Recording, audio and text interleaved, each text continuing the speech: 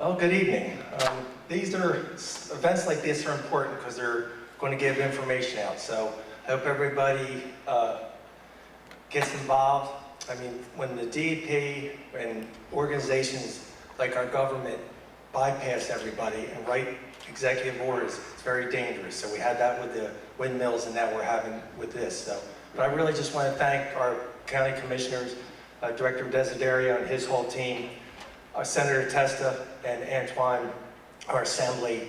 You know, they work hard, and nobody even asked them what they thought about this. So again, this is very important here for Ocean City, so I'm thankful for everybody. Mr. Lomax and his group, they've been able to bring this so we can all understand. So I just want to welcome everybody, and these are some serious things that are happening in the state of New Jersey, and it just doesn't affect Ocean City or the islands, it affects all of us. So again, thank you for coming tonight.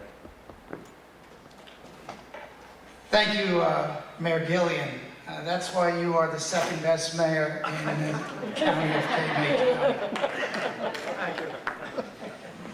Thank you for being here tonight. It is great to see you, and thank you for taking the time. This is, as the mayor said, a very, very important issue that affects all of us. This is going to affect not only those of us in Ocean City, but throughout the county and throughout the state of New Jersey.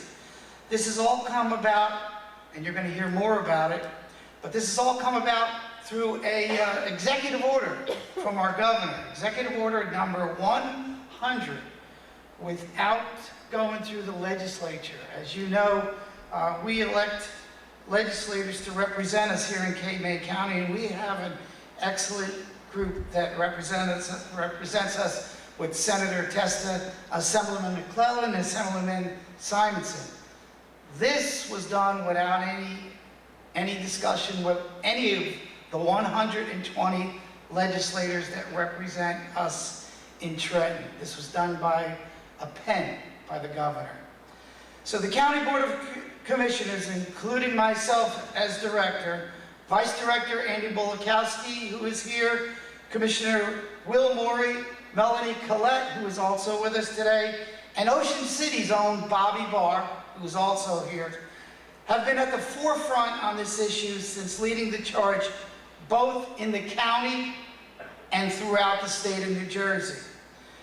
The proposed 1,100 pages of rules are the most far-reaching and impactful since the establishment of CAFRA in the mid-1980s, and will have the greatest impact on the county of Cape May and its 16 municipalities, more so than any other county in the state of New Jersey.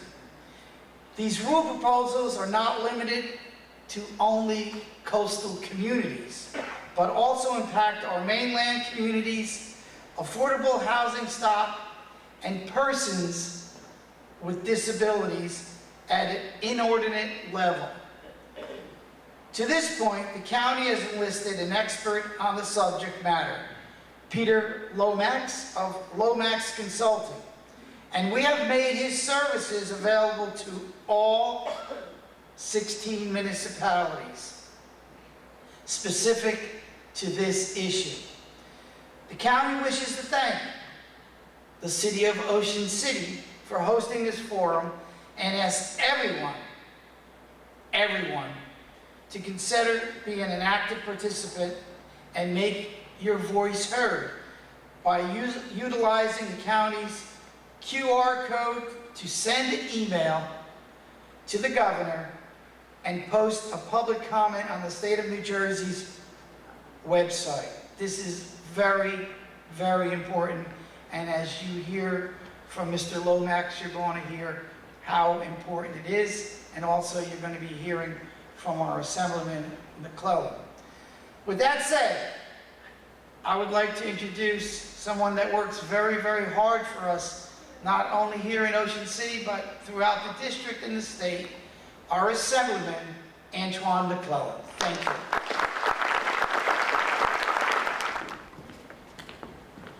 Good evening, Ocean City.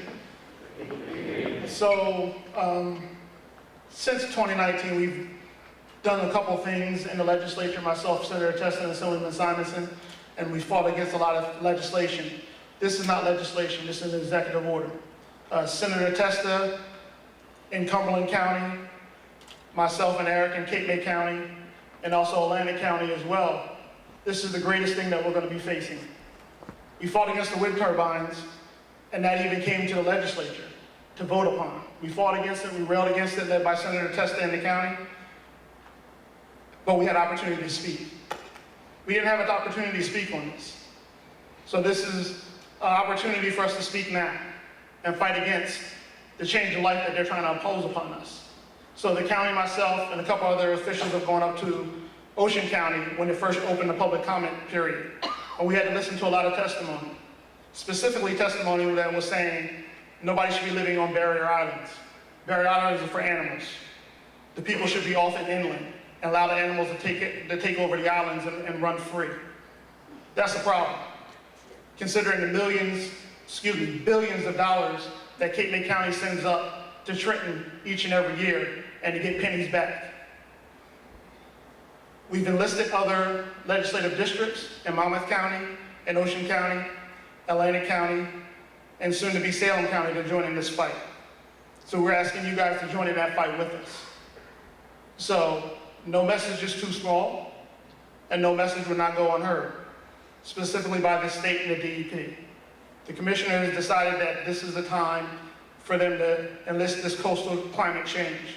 Everybody knows climate change is real, but it's real to everybody that lives here consistently. And so ask us how we should be doing our municipalities, how we should be constructing our buildings, how should we be building our houses, how people need to get into their houses. So we raised the houses another 5 feet. I know I had to raise my house in Sandy. If I have to raise my house another 5 feet, I don't know how I'm getting into that. My mother's 80 years old. How is she going to be expected to climb those stairs on a consistent basis? And we have a lot of seniors in Cape May County, and also some in Cumberland County. And so realize this is not just affecting Cape May County, this is affecting the entire state.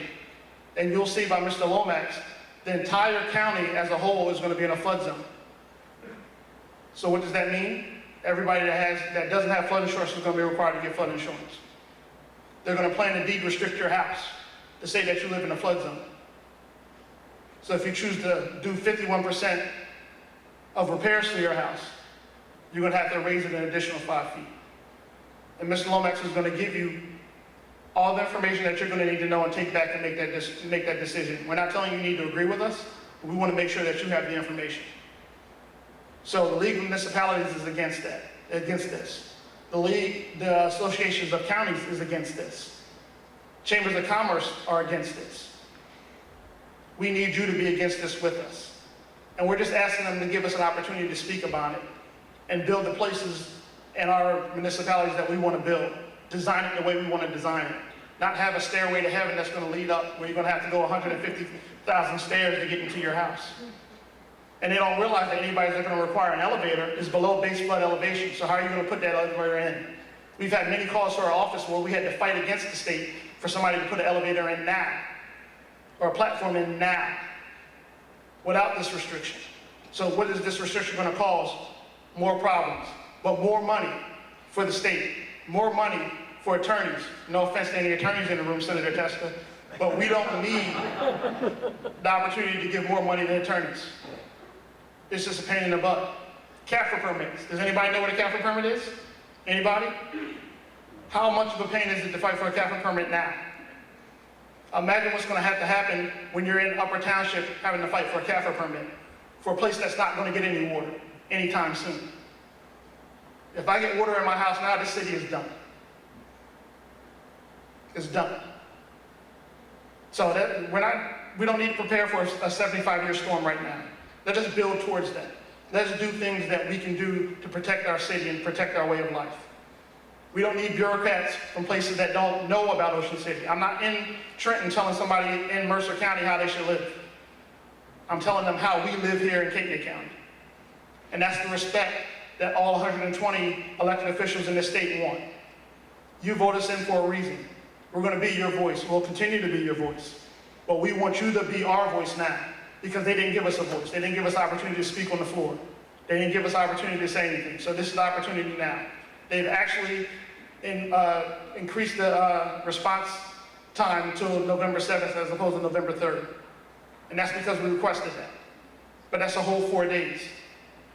In 2025, this is planned to be enacted. So the time is now to make sure our voices are heard. Make sure the governor knows that we don't want this. We want to have opportunity to have a seat at the table and discuss what our area should look like, what our county should look like, what our places should look like. They want us to raise the houses but not raise the roads. So how's that supposed to work? So you're going to drive underwater to get to higher ground? This is the nonsense that we're dealing with from bureaucrats that don't understand.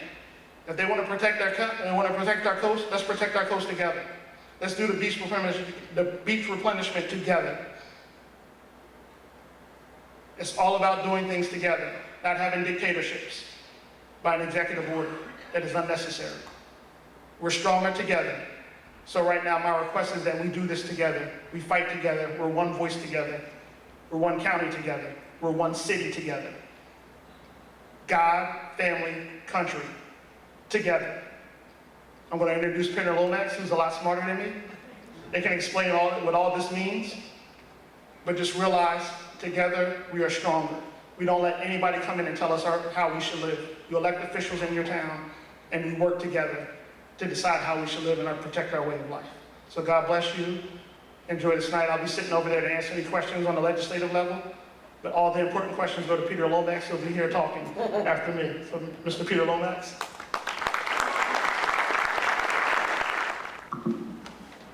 Good evening. I'm smart enough to understand a mic drop moment when I hear it. I'm not sure there's a whole lot left to say.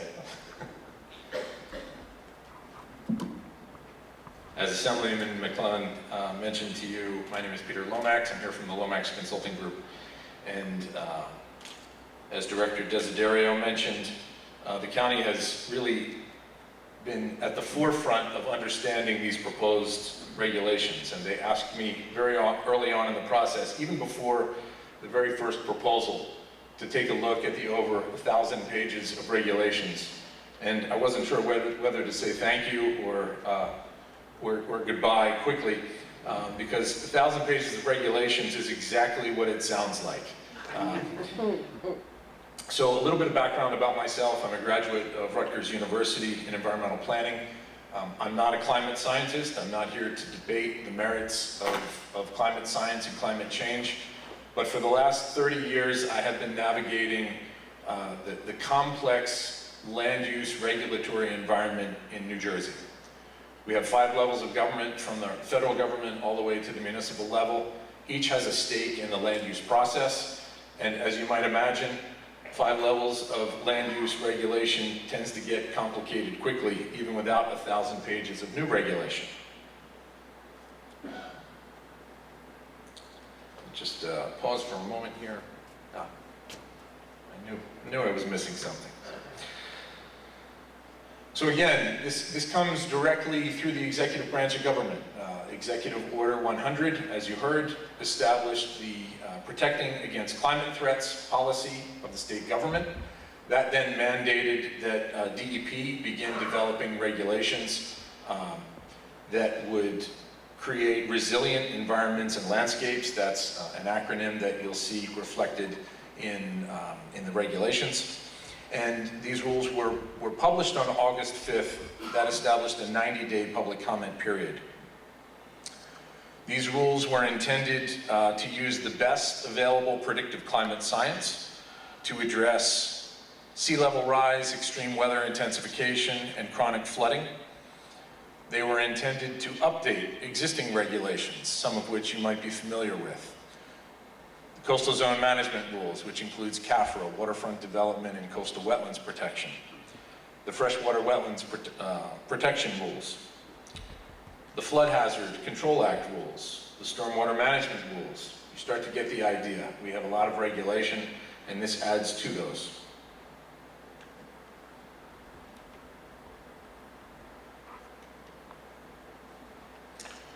So right now we're in the midst of a 90-day public comment period. As you heard, this was originally supposed to end on November 3rd, and by the grace of the state government, we've been given an additional 4 days for public comment. That's not much time, even though an extension was requested well beyond that. I think the important takeaway here, and when I finish, I'll make sure that the QR codes are back up again. The window is closing. You have limited time to act and to provide comment. And however you feel about these regulations and however you feel about climate change, we have a duty to respond to these rules. We have a duty to bring in, to make our feelings heard. And if you feel impacted by these rules, you will be mistaken if you don't take this opportunity to submit comments. As Assemblyman McClellan mentioned, there were 3 public hearings that were initially held, 1 in person, 2 virtually, and then the rest of and they all occurred in September, so there's been no opportunity in October or, really in October to participate in any kind of an in-person session with DEP and to ask questions. All of that process has to happen through a public comment submission, and the address is up on the screen. And for anyone who is interested, this presentation, as well as the information that you see and the report that I prepared for the county, is all available on the county's website. If you search Cape May County NJPACT, that'll take you to the county's page, and you'll have all the information available to you. But moving on with the timeline, where we get to the end of the public comment period, and then DEP will go through a process of addressing your comments, responding to the questions that are raised, responding to the critique. And they will then be at a point where they can choose to adopt the rule as is, or modify the rule based on resounding comments that they receive, or clarifications that are necessary. But they have only until August of next summer, where they have to then file the notice of adoption. So this rule will have to be promulgated or be put in process for promulgation by next summer. So the time is limited, and now we must act. So what do these rules impact? Well, new development, as you might expect, but also redevelopment. And in the category of redevelopment, that also includes rehabilitation or renovation of existing structures. I'll get into that in a little bit more detail in just a few minutes, but to understand how this comes into effect, and you've heard reference to 51%. So any renovation that occurs to a structure that is in the regulated areas that I'll show in just a moment with mapping, any renovation that raises to the level of substantial improvement, where the cost of those improvements equals 50% of the market value of the structure. And I just want to repeat that, the market value of the structure, not the property, just the structure. So the costs that equal 50% or more of the market value of the structure then precipitate substantial improvement and forces that homeowner into a permitting process with DEP for a structure that's located in the inundation risk zone, or a zone where there is a climate-adjusted flood elevation.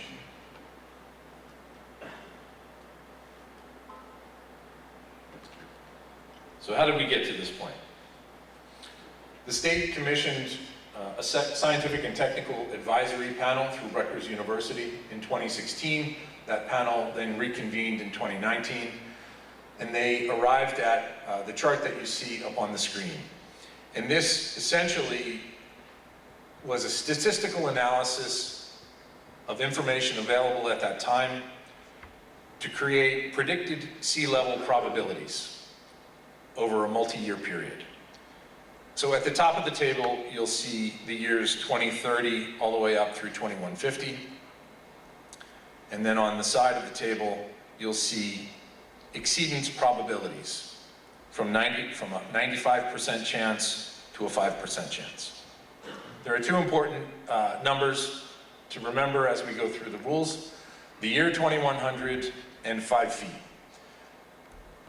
This scientific panel decided, along with, well, the scientific panel prepared this table. DEP then decided to use year 2100 as their planning horizon for the regulations. But following in the column of the year 2100, assuming moderate greenhouse emissions, if you follow that, that brown column down, it intersects the 50% exceedance and the 17% exceedance probability to the left. So in the year 2100, this table and the panel indicates that there would be a 50% probability that sea level would exceed 3.3 feet of rise by the year 2100, and a 17% chance that sea level rise will exceed 5.1 feet in the year 2100. So why 2100? Why did DEP choose that as a horizon? Well, their thought was that any structures or infrastructure buildings that were constructed over the next few years and decades could conceivably still be in service by the year 2100.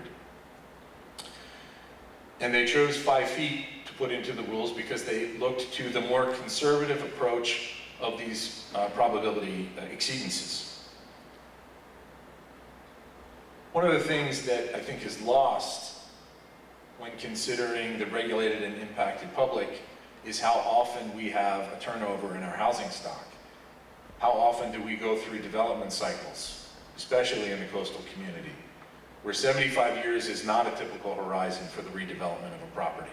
We may see 2 to 3 cycles of development in that 75-year time frame. So we're looking at a probability of exceedance 75 years in the future, but to be regulated starting sometime in the year 2025. That should get your attention. In over 1,000 pages of rules, you might imagine that there are a lot of changes. When I did this in Cape May City, I took them through each of the 1,000 pages, and 2 weeks later, we finally understood what the rules were all about. I'm going to spare you tonight. I'm going to focus on just 2 important concepts in the 1,000 pages. One is called the inundation risk zone, and the other is called the climate-adjusted flood elevation. The inundation risk zone, abbreviated IRZ, is the predicted area of permanent standing water due to sea level rise by the year 2100. So, assuming we have 5 feet of sea level rise by the year 2100, this is the land area that will be covered permanently by those waters. In addition to that, we have the climate-adjusted flood elevation, which is taking the existing FEMA 100-year flood elevations and adding 5 feet to that for a predicted limit of what a future flood would look like based on a 100-year flood in the year 2100. As you can see in the graphic, this has a compounding effect where 5 feet of sea level rise brings the shoreline further up, and then adding 5 feet to our existing flood elevations brings that structure further and further into risk. So I'll spend just a few minutes talking about the inundation risk zone. Again, this is the area that will be predicted to be permanently inundated by the year 2100.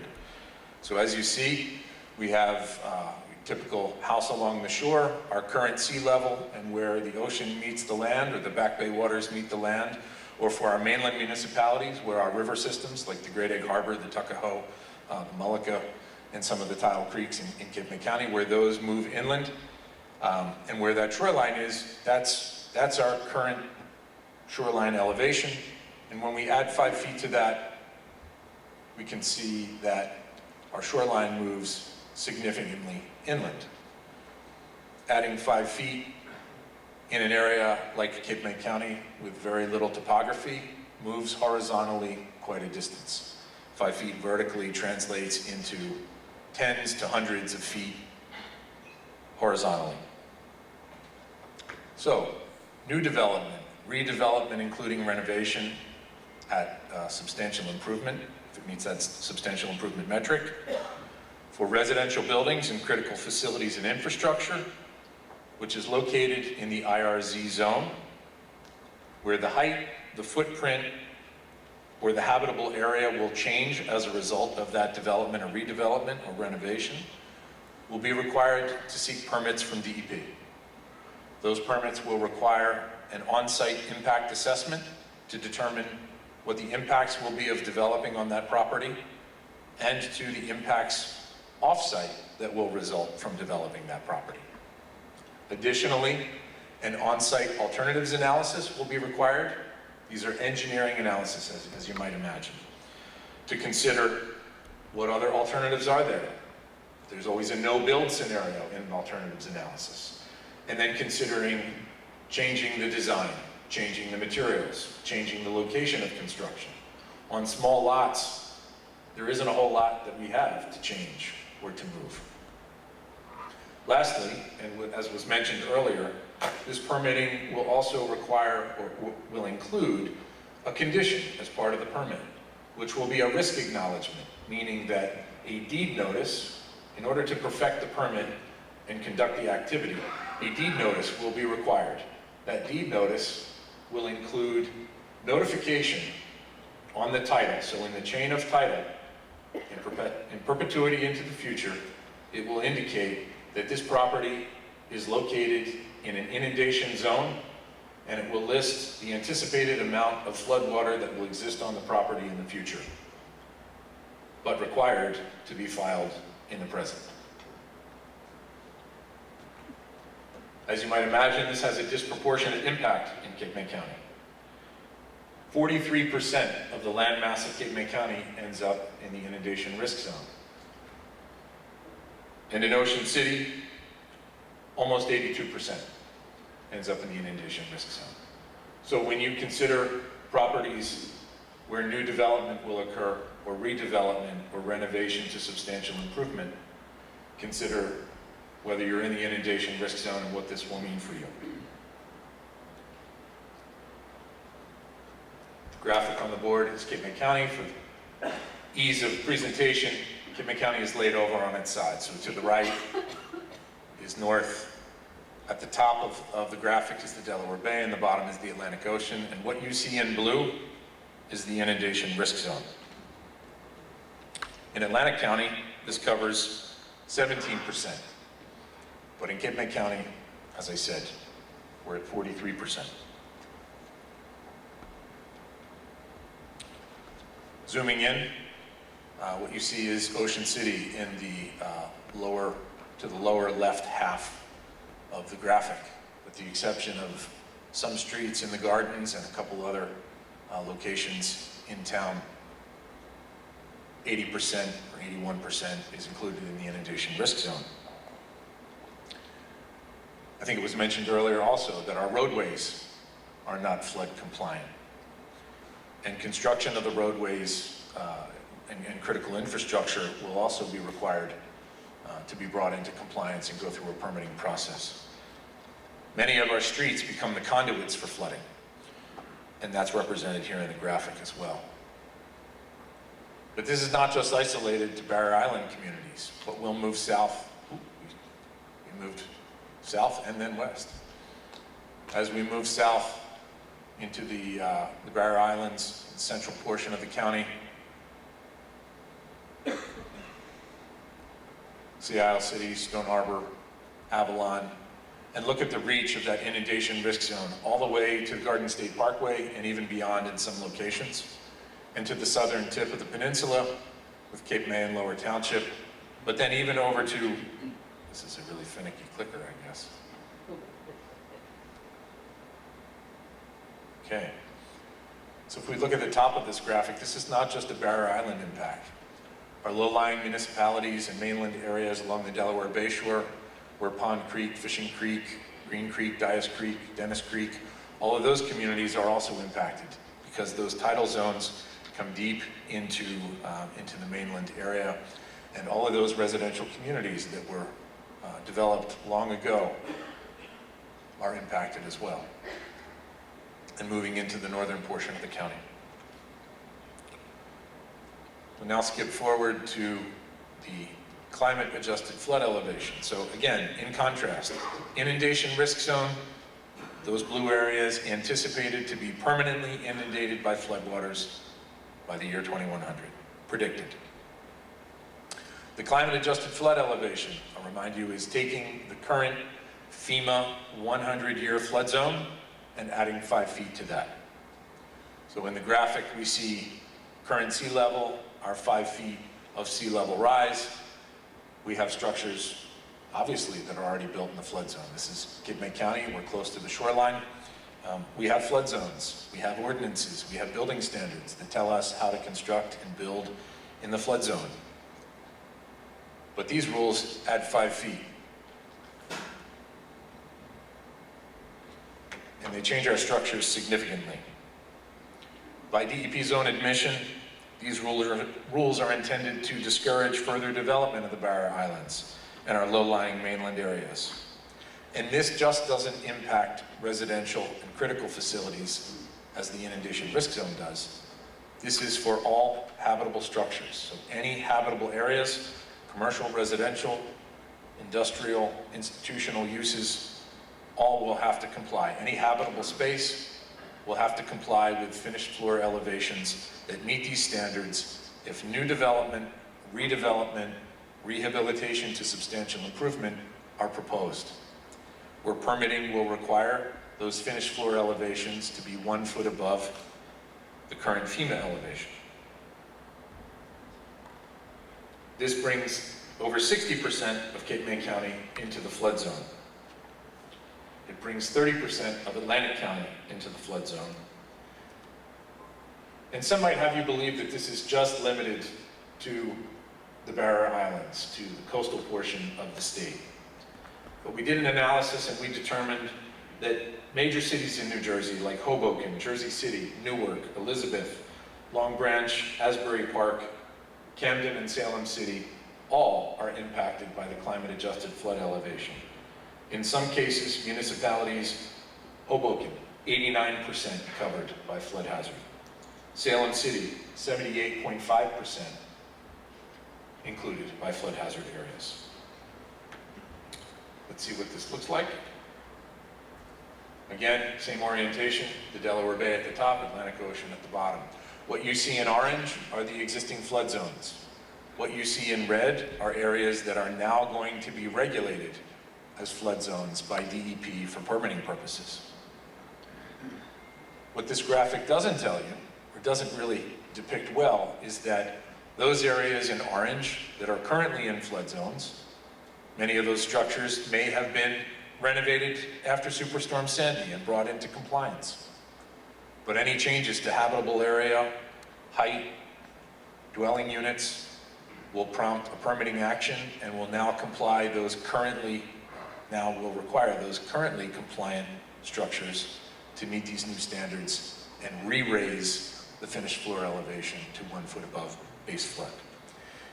In Ocean City, I think you have flood elevation zones. Your AE zones are elevations 8 through 11.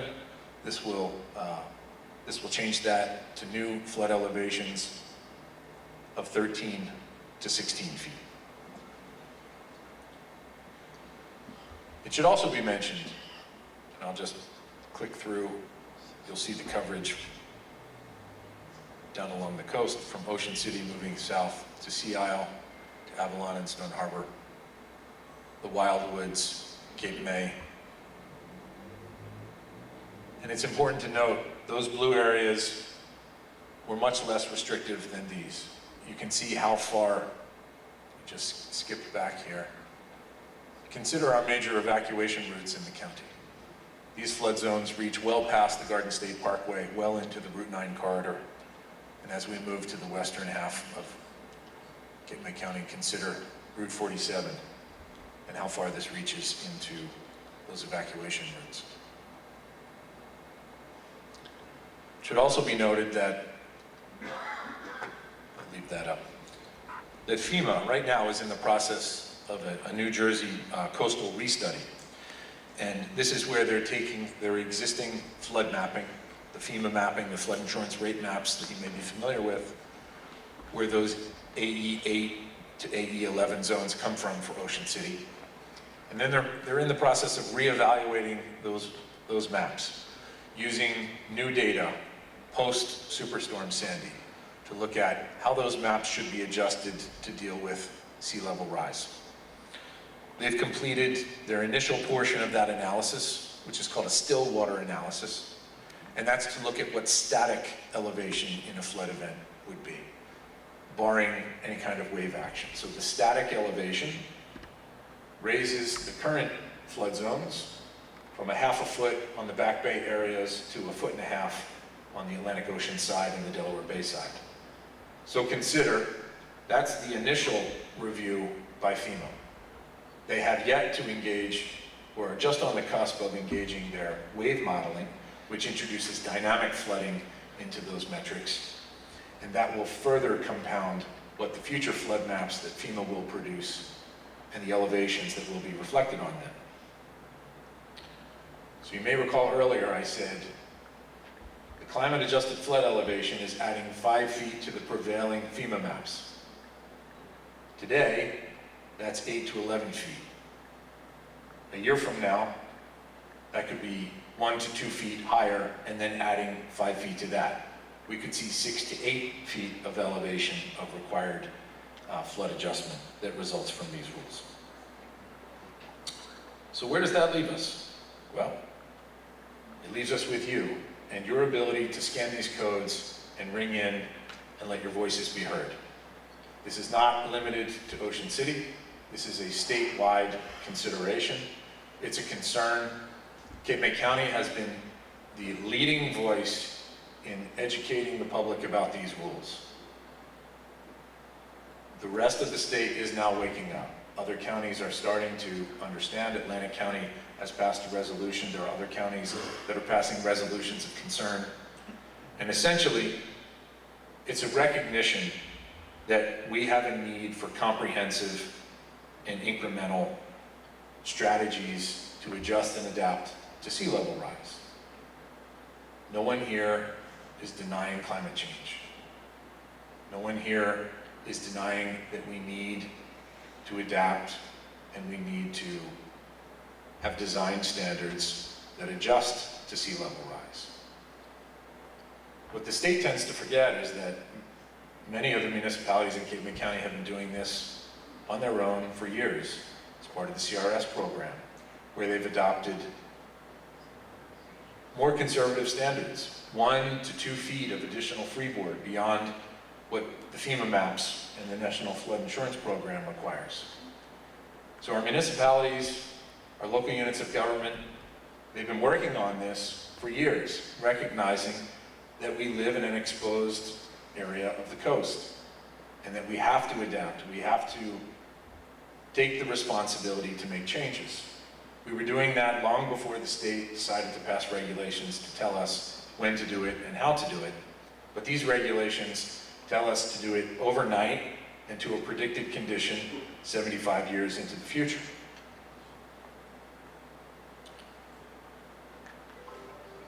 This rule proposal is drastic. As I said, it creates immediate change. It has happened without the necessary stakeholder engagement, contacting our tourism industries, our commercial fishing industries.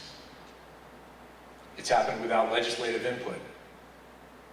It's happened without the voice of the folks that you have elected to represent you in Trenton.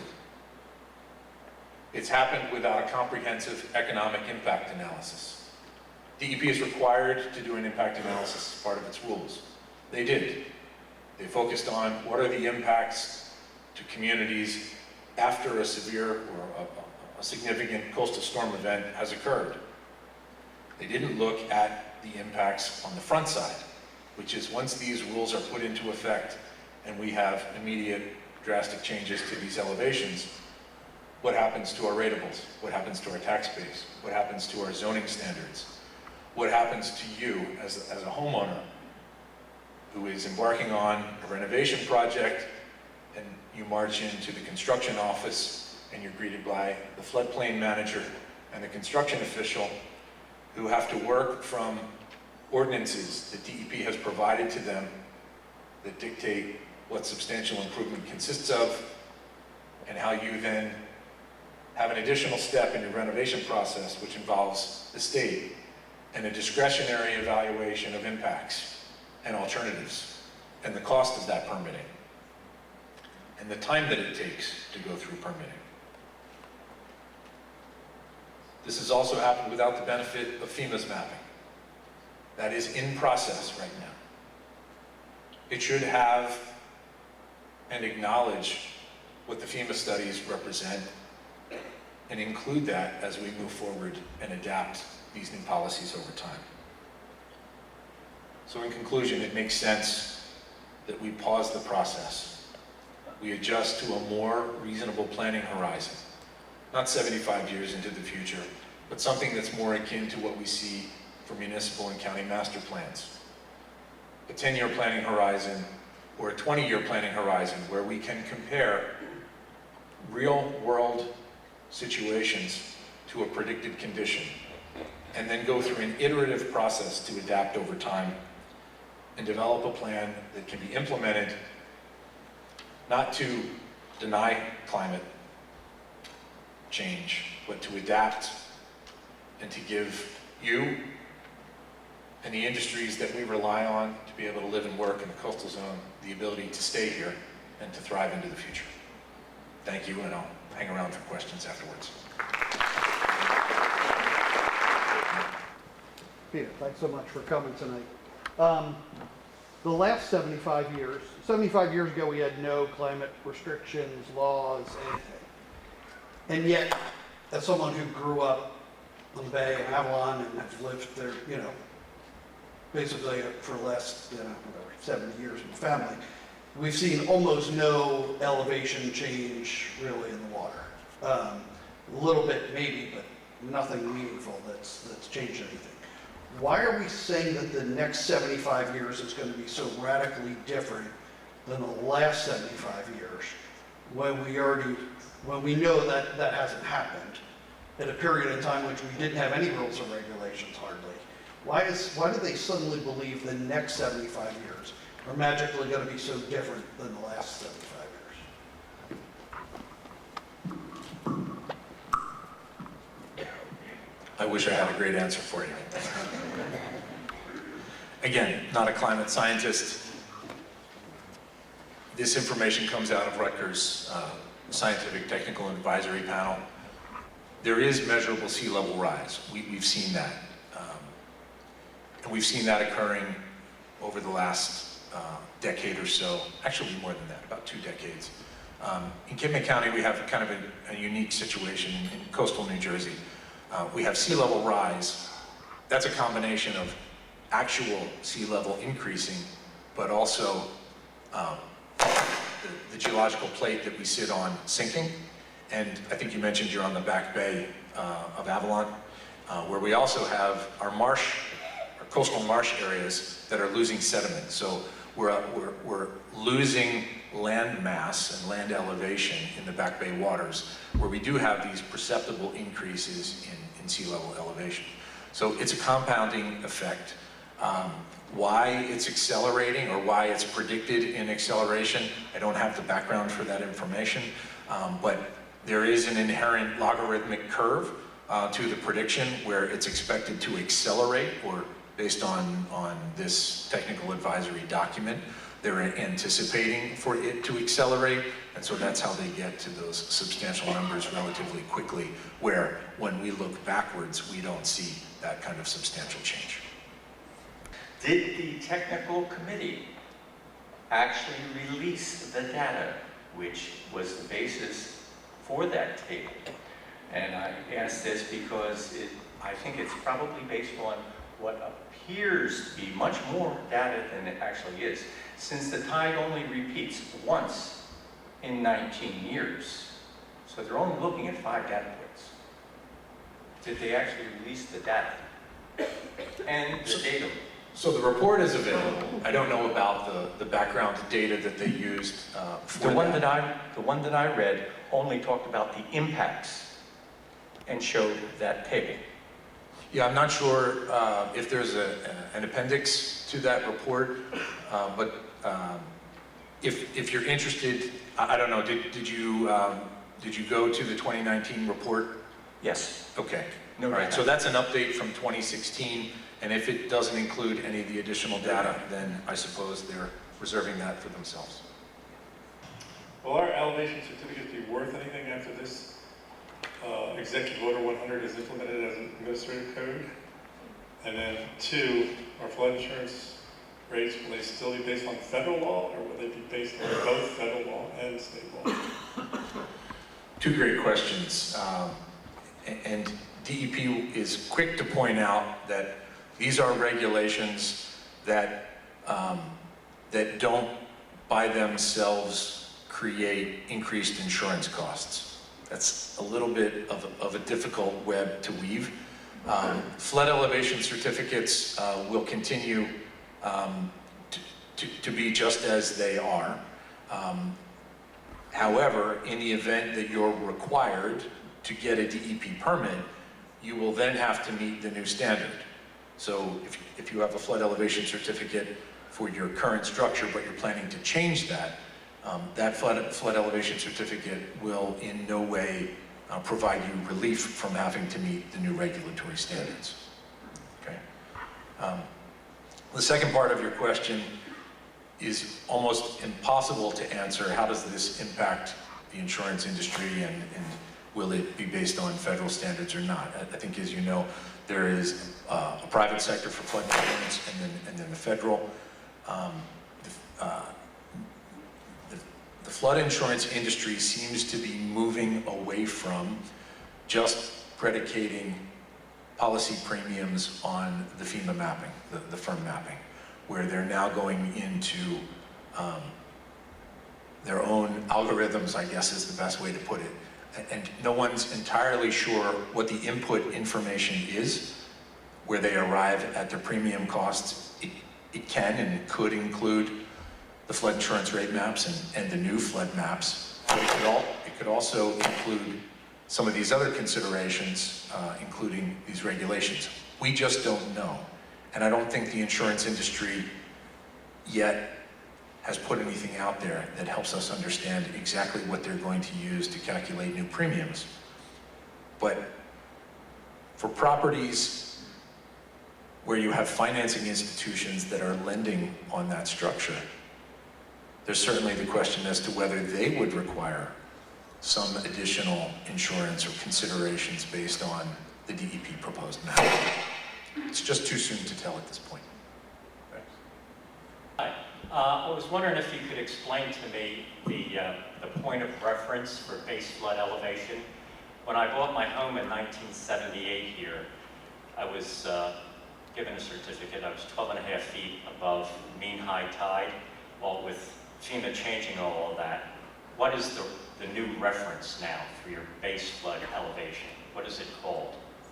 Yeah, so my guess is based on the timing that you're talking about, your flood certificate was probably in the NGVD 29 datum, and now they're using the NAVD 88 datum, and there's a conversion factor. So if you go online, you can enter, so if you were to Google conversion NGVD 29 to NAVD 88, you can enter your geographic location and the two different datums, and it can give you a conversion factor. So it will tell you what your 12 foot of elevation is presently in the new datum. Okay. And you had also mentioned that, I think your words were improvements or renovations that exceed 50% of the market value of the structure. Is that the appraised value of the structure? Because nobody knows what the market value of any structure is on this island from day to day. It will keep changing. And what do you do about a 1940 house that's well maintained, but whose detached garage and main house roofs will be approaching end of life on a structure that's appraised at $60,000? Just maintaining your home could easily put you in that dangerous area of having to raise your home. Yeah, so for the first part of your question, it is the market value of the structure. I think the municipality has some flexibility in terms of how they determine the market value of the structure. DEP is not going to be the one to do that. That gets passed on to you and the benefit to the municipality to try to figure out and dissect that requirement. It can include an appraisal to determine and define exactly what the market rate of the structure is. But I think the municipality has some other ways of determining what they believe the market value to be, and then you would back into your 50%, your metric towards substantial improvement from there. Okay, so you would have to get a market value appraisal currently, and it is not the appraised value as per my tax. It's not the assessed value. I think you're referring to the assessed value. Yeah, it is not the assessed value. It is specifically the market value of the structure. Okay, thank you. Hi, I'm a realtor here in Ocean City. My question is, at what point does this need to be disclosed to future sellers and buyers? Is that when the governor signs it or when it's enacted in 2025? And have there been any impact studies on the real estate industry here at Cape May County or the tourism industry, what this new legislation will do to the real estate industry here? And when does it need to be disclosed to people that are buying and selling this happening? Because it's really going to be impactful. No economic impact studies to affected industries that I'm aware of. I think that's one of the glaring holes in this process. But in terms of when does disclosure occur, it's my understanding New Jersey is a buyer beware state, so there are folks that will need to ask those questions and be informed in the process. But at a minimum, aside from the regulation, there will be deed notices attached to the chain of title for any property that has gone through a permitting exercise.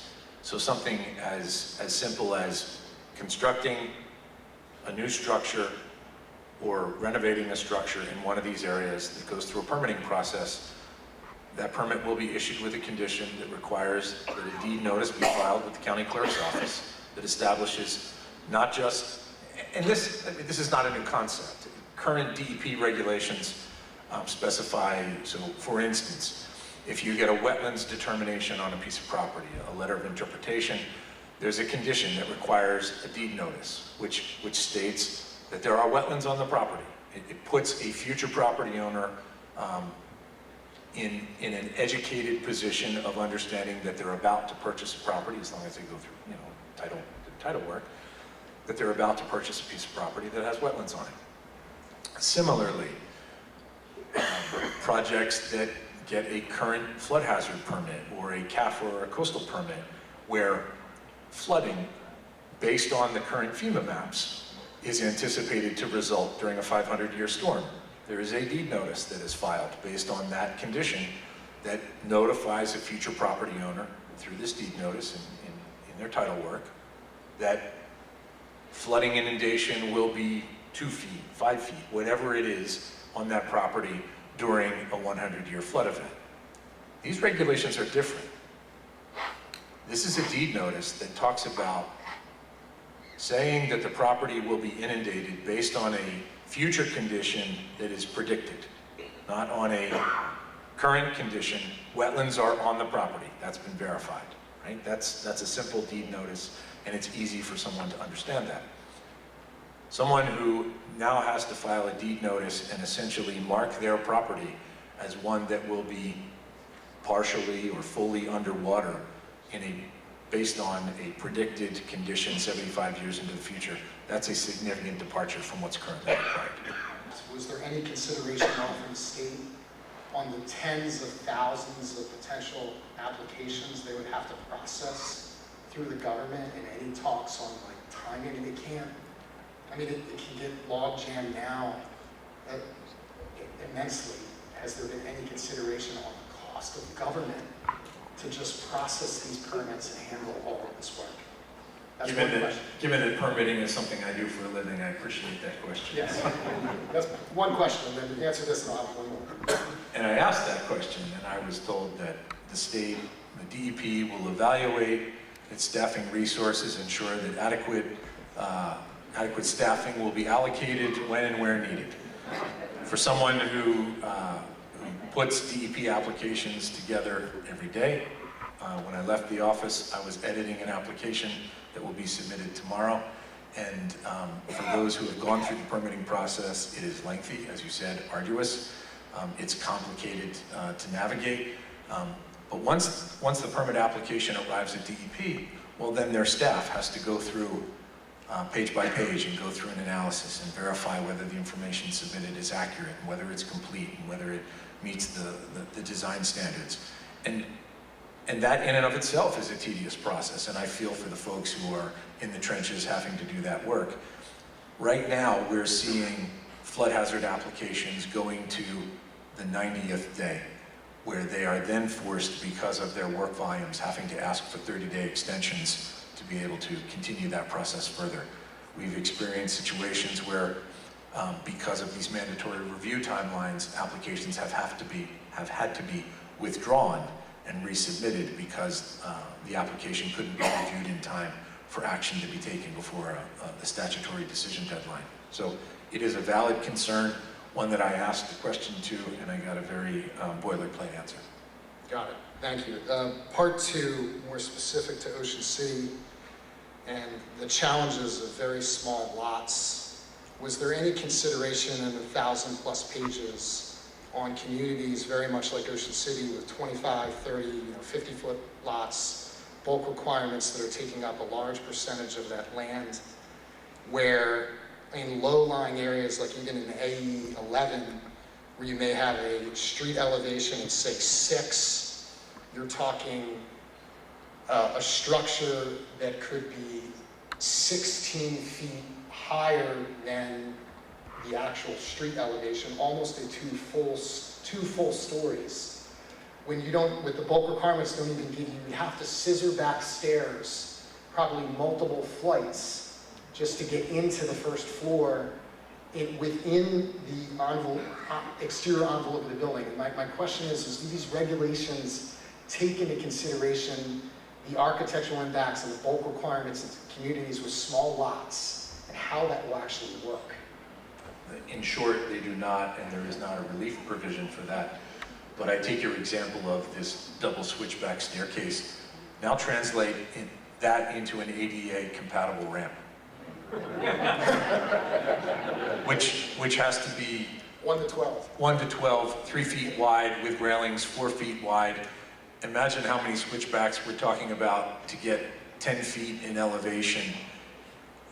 We don't have front yards or side yard bulk requirements that would allow for that. I think you'd probably start in the center line of the street and have to work your way in from there, which goes back to the assemblyman's point about elevators and then the need to retrofit facilities with elevators, and then how that translates into the cost as well. So I wish I could tell you, but I wish I could tell you that thought had been given to that. Maybe thought has been given to that. I did not see it reflected in the rules, and certainly that's just one more disconnect I think that there is. No different than not considering our commercial fishing industry and how they load and offload and process their catch. We're adding 5 feet to the finished floor elevation of their processing facility, can make it impossible to have the head pressure that they need to pull the material out of the holds of the ship to be able to offload. That's a $300 million industry in Kidman County alone. Thank you for all the information. Yes, sir. We talked about executive orders that were issued by Governor Murphy. My question is, in President Washington, most of the bills get passed are executive orders. And the first day the next party gets in office, they revoke all the executive orders. Now I know New Jersey, and it's either Virginia or West Virginia, the two governors have the most power when it comes to their executive orders in the country. My simple question is, Murphy's out of office in November. I think you said this bill has to go into effect by August 31st. I was in the back and I don't hear that good. Can the new governor come in, reverse this, and make it go back to normal? And it goes away. All you gotta do is get the right guy in office. Assemblyman, I think we finally have a question for you.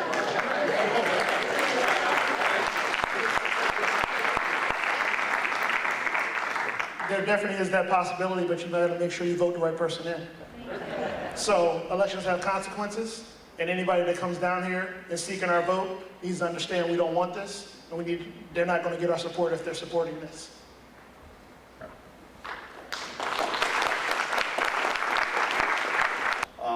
If the deed is touched, not a permit for building, but if the deed is just, I think the term is a revocation of deed, does that action cause the house to comply to the latest requirements? For instance, I had a condo, top and bottom, and I own the entire house now, so I had a revocation of deed to make it a duplex. If I were to sell half and remove that revocation and go back to a condo, does that require an update to the latest code? I don't know if the simple act of, I don't know the answer. Okay. Logically thinking, I think a permitting, what I understand from the rule, having been through it, discussed it with DEP, a permitting action has to result in order for you to end up with a deed notice and having to go through a retrofitting of the facility. But you bring up another good point, and it's one that I discussed with the engineer in Cape May City, and that is that for, as you mentioned, a condo. So you could have a structure that's a condo unit, and one of the condo unit holders goes through a process of renovating their unit. And then the second condo unit holder says, oh geez, I think I'll go through a renovation process as well. Well, for these structures, it's my understanding from the construction official that as you go through this process, there's a look-back period, so they can track costs over time to see whether you meet that substantial improvement metric. And those costs are aggregated based on the units of that structure. So each individual doesn't necessarily have 50% of the structure. They have to divide that amongst themselves. I have one other question about the flood insurance. How is that going to be mandated, and how is it going to be enforced? Like, for instance, if you don't have flood insurance or don't want it? Good question. So my understanding is that if you are in a flood zone and the structure is financed, that the lending institution is the one that requires that. Right. If you're not in a situation where you're required to have flood insurance and you opt not to, I don't think these rules necessarily change that. Well, that's it. Thank you. Yes, first I'd like to thank you all for this presentation. It's very helpful, for me especially. I think I know the answer to this question, but I'm going to ask it anyway. It's more of a personal question. My wife and I have been meeting with architects and builders about demolishing and building a new home starting next September. And if You're asking me for the over-under, aren't you? So if this executive order becomes law in August, and it seems to me that we're going to be at risk that permitting and everything else involved will go in, we could potentially be affected by that. At this juncture anyway, from what I understand. We haven't seen anything definitively that the state is backing off of this matter. I think that will become relatively clear in the next couple months. But to this point, all the indication is that they're going to continue to move forward with this, but all the more reason that they hear from all of us. First and foremost, thank you so much for the presentation. It's very enlightening. I came here to learn. I didn't get to see your presentation earlier. And I want everyone to know what a pleasure it is to serve in the legislature with Ocean City's favorite son, Antoine McClellan. But the one thing that I'm being told in Trenton, and I know it's being told by opponents of NJPACT, real Executive Order 100, is that the entire study was based on a debunked study from Rutgers. My understanding is that that study by Rutgers has been debunked and is based on a very, very low percentage scenario in the first place. Can you speak to that? Yeah, so I think that the term of art is low confidence. So the statistical analysis that is inherent in this study concluded that there was low confidence in some of the sea level predictions. And that has been explained by DEP as low confidence as a term of art in statistics, meaning that there was inadequate data to support a finding that could be corroborated by multiple sources. So I think what we have is a study coming out of this Rutgers panel in 16 and 19, which again, because it's specific to New Jersey's coastal zone, is not corroborated by a number of other peer-reviewed scientific publications. That then means we're relying on a single source of data to make these predictions, and then taking the extraordinary step of developing regulations based on something where there is uncorroborated information. So you're speaking very technical terms in the legislature. We don't hear that very often. People's eyes glaze over. But what we were told is that this is essentially, we're making broad sweeping regulations which excluded the legislature entirely on a doomsday prediction. Would you agree with that? So these are drastic changes. Since I'm not a trained climate scientist, I can't tell you whether these are doomsday predictions. But what I can tell you is that regardless of what's going to happen in the year 2100, we need to be adapting and making plans for what happens in the next 20 years or 25 years that can be corroborated by real-term, real-life events. And then we can look at the next 20 to 25 years and decide what do we need to do to plan for that. Thank you, because what it seems to me is that the DEP sees us, human beings, as the invasive species, and they want us, human beings, to retreat from our coastal areas and our bayshore communities like we have in Cumberland County, as the Assemblyman elucidated earlier. And it's just really unfair to homeowners and people. First and foremost, thank you so much for the presentation. It's very enlightening. I came here to learn. I didn't get to see your presentation earlier. And I want everyone to know what a pleasure it is to serve in the legislature with Ocean City's favorite son, Antoine McClellan. But the one thing that I'm being told in Trenton, and I know it's being told by opponents of NJPACT, real Executive Order 100, is that the entire study was based on a debunked study from Rutgers. My understanding is that that study by Rutgers has been debunked and is based on a very, very low percentage scenario in the first place. Can you speak to that? Yeah, so I think that the term of art is low confidence. So the statistical analysis that is inherent in this study concluded that there was low confidence in some of the sea level predictions. And that has been explained by DEP as low confidence as a term of art in statistics, meaning that there was inadequate data to support a finding that could be corroborated by multiple sources. So I think what we have is a study coming out of this Rutgers panel in 16 and 19, which again, because it's specific to New Jersey's coastal zone, is not corroborated by a number of other peer-reviewed scientific publications. That then means we're relying on a single source of data to make these predictions, and then taking the extraordinary step of developing regulations based on something where there is uncorroborated information.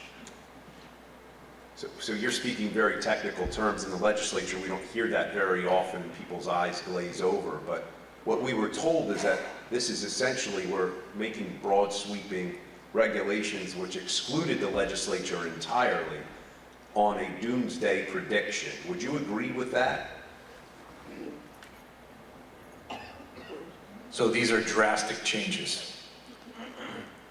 Since I'm not a trained climate scientist, I can't tell you whether these are doomsday predictions, but what I can tell you is that regardless of what's going to happen in the year 2100, we need to be adapting and making plans for what happens in the next 20 years or 25 years that can be corroborated by real-term, real-life events. And then we can look at the next 20 to 25 years and decide what do we need to do to plan for that. Thank you, because what it seems to me is that the DEP sees us, human beings, as the invasive species, and they want us, human beings, to retreat from our coastal areas and our bayshore communities like we have in Cumberland County, as the Assemblyman elucidated earlier. And it's just really unfair to homeowners and people. Were you saying that there was no other stakeholders with input in these rules being developed other than the DEP? No, I would say that there was biased stakeholder input. Okay. Commercial fishing industry did not have a seat at the table. The tourism industry did not have a seat at the table. I think I went, it's been a while now, but I looked at the public meetings that were held, and I think for municipal input, there was one meeting in 2021, likely virtual. You know, if I think back to what was happening in our world in 2021, I suppose it was probably a virtual meeting. There have been various stakeholder sessions and presentations by DEP over the last year or so. There was one to the Cape May County Chamber of Commerce.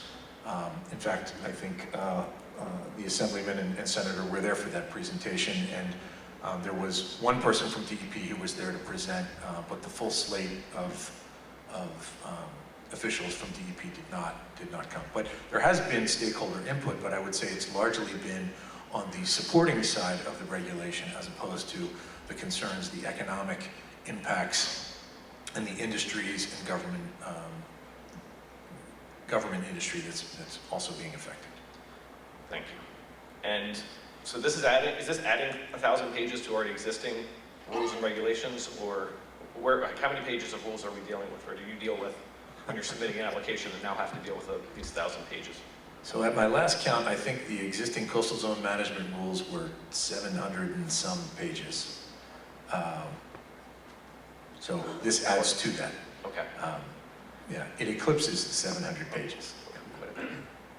And from a permitting standpoint, so the gentleman that mentioned he's in the process of looking at rebuilding next year, will a homeowner now have to apply to the DEP in addition to the local municipality?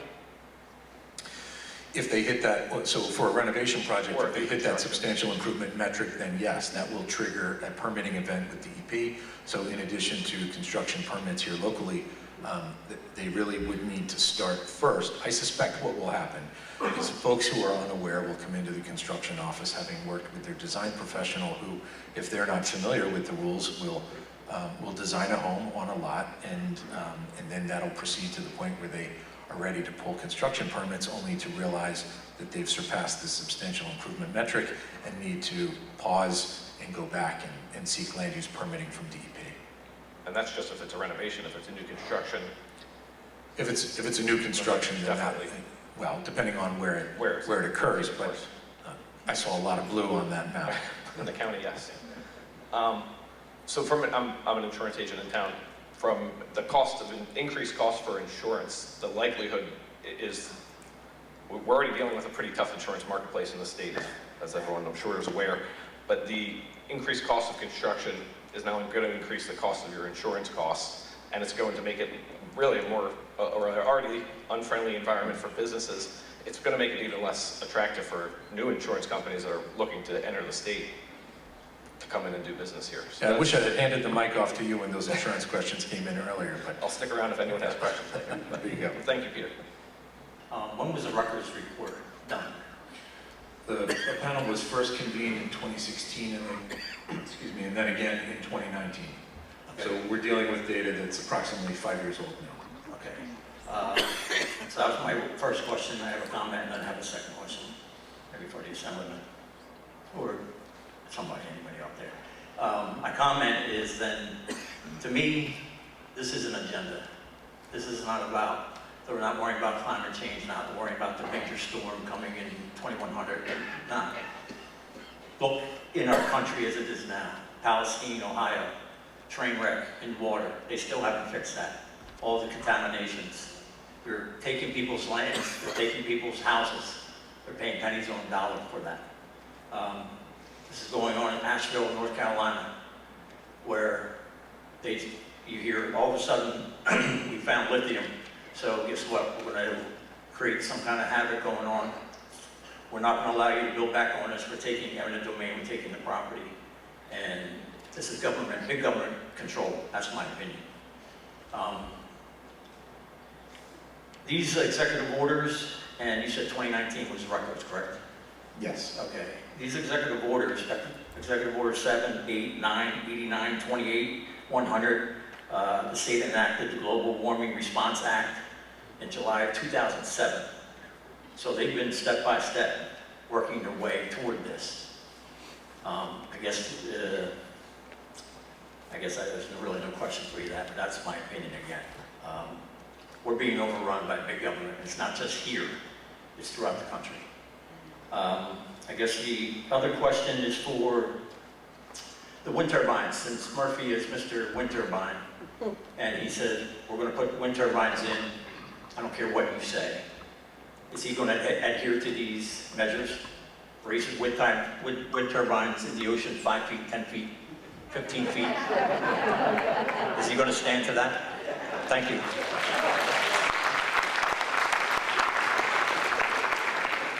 So interestingly enough about the wind turbines, there is consideration in those 1,000 plus pages to help out wind turbines if they're going to be built. So just think about that. All right, last call. Before we close it up, a couple more comments before I conclude the evening. Assemblyman. Just in finishing, thanking everybody for coming out, and just know that Senator Testa, Assemblyman Simonson, and myself have been reached out to everybody along with the county. Congressman Andrew, who could not make it tonight, has reached out to the governor, and has reached out to the DEP commissioner, and is fighting on the federal level as well. And he knows that the FEMA maps are coming out, so we got all horses in the stable and ready to fight. And working with Atlantic County, Cumberland County, Salem County, Ocean County, and Monmouth County is just the tip of the iceberg. So we're going to continue to fight on your behalf, but we're requesting your help. So please make sure you respond to anybody and everybody that are friends, family, people that rent, people that own, that don't live in this state, need to know what's going on. And they need to respond to the governor and to the DEP so they understand that we're not standing for this. So thank you for coming out and continue to fight. And you can reach out to our office, the Congressman's office, or the county's office for any questions or concerns that you might have. Thank you. I would just like to first thank Peter for the work that you do and for the time, for being very generous with your time to make the presentation tonight. I think it's very important. I want to thank the state legislative delegation, Senator Testa, Antoine. Thank you for being here. The other county elected officials that are here as well. I am not going to wade into who the favorite mayor is, so I'll just say it's 1 and 1A, and I won't tell you which one is either. But in all seriousness, I want to thank you. Let me conclude by saying a couple of things about focus. First, we want to thank the city, the county, and the state delegation for hosting this. For those of you who got checked in, I want to thank the volunteers that were here tonight, trying to make this a smooth process. We look forward to doing more of those, but in order to do that, we need two things. We need your involvement. If you would like to have other events like this on other topics, I would love to let you know.